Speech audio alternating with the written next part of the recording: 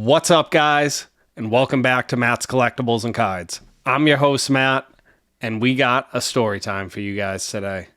Guys, I got one that is a little bit sentimental to me. This one is a fun one. It's a historic one. We also are going to start it up with my favorite thing to do, which is show you guys some pickups from our most recent card show. Both of these are a shout out to Matt from Providence. It's a 52 Dom DiMaggio in a PSA 3.5.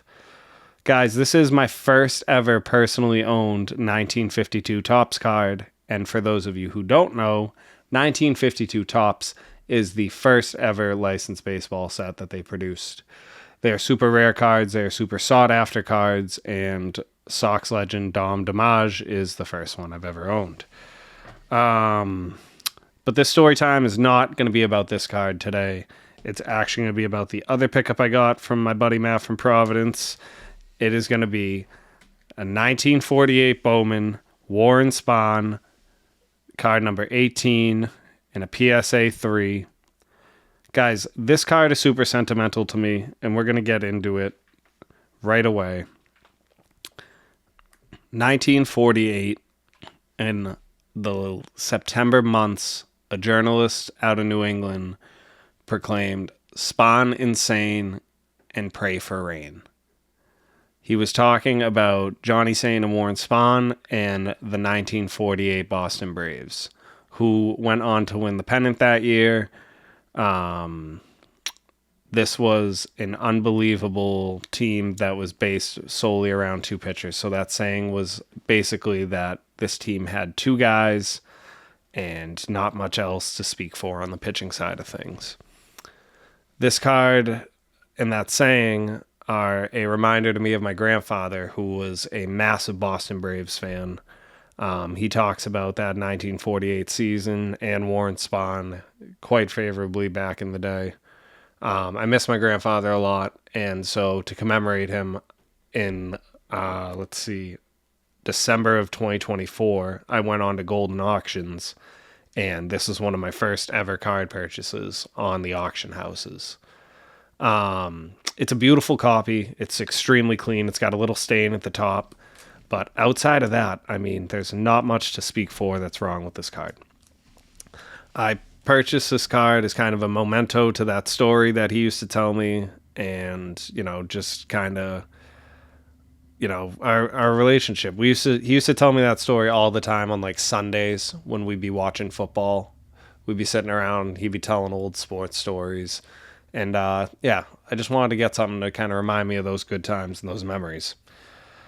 The thing that's really crazy about this card, and this is what I want you guys to gear up for, is I actually sold this card.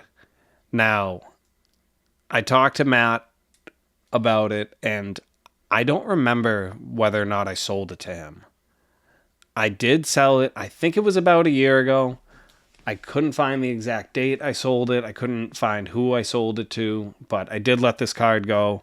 I saw it this past weekend. I saw what it was stickered for, and I went and checked the market, and yeah, wow. I mean, this card has done very well. It has 8 sales over $300 in 2026, and I paid $191 or I guess it was really $233 with my buyer premium. And that was on December 5th of 24. So just to show you guys where vintage has come in the past couple. I mean, I know his 48 Leaf is doing crazy numbers right now. I've always liked the 48 Bowman. It's a little bit smaller of a card. I like the side profile too. I think it's a unique look. But yeah, I very much wanted to get this card back. Not necessarily the exact copy, which is insane, but it's one of those cards that once you let go of it, you're like, why'd I let go of that? That was a sick card. Guys, let me know down in the comments. Have you guys ever sold a card or traded a card away and immediately regretted it? Tell me the story. Guys, leave me a like if you've ever sold a card and then it's come back into your possession. I mean, it feels kind of like a little mini miracle to me.